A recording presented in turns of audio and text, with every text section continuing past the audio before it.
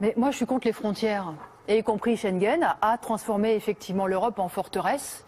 C'est-à-dire, elle est responsable aujourd'hui, d'avoir transformé la Méditerranée en cimetière marin et de chercher à couper effectivement, séparer les peuples les uns des autres. Bon, et moi, je ne peux pas. Je trouve ça révoltant. Je trouve ça révoltant. Écoutez, toute l'histoire nous a unis, et y compris a uni l'Europe et en particulier la France avec le Maghreb et avec l'Afrique.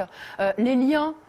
Ils datent de la colonisation. Alors c'est des liens qui ont été créés dans la souffrance, dans l'exploitation, dans le sang, c'est une évidence.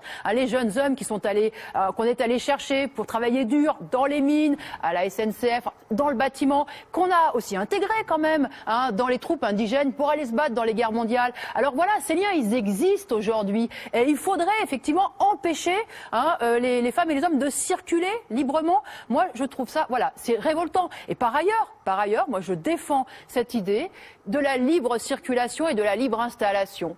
Parce que quand on est un travailleur, eh bien on n'a pas toujours la chance d'être né à un endroit où on peut vivre. Parce qu'il y a des guerres, parce qu'il y a la misère et parce qu'il faut pouvoir effectivement circuler, et y compris en France. Combien il y a de jeunes, y compris du Nord-Pas-de-Calais, qui vont aller bosser à l'autre bout de la France. Donc il faut bouger.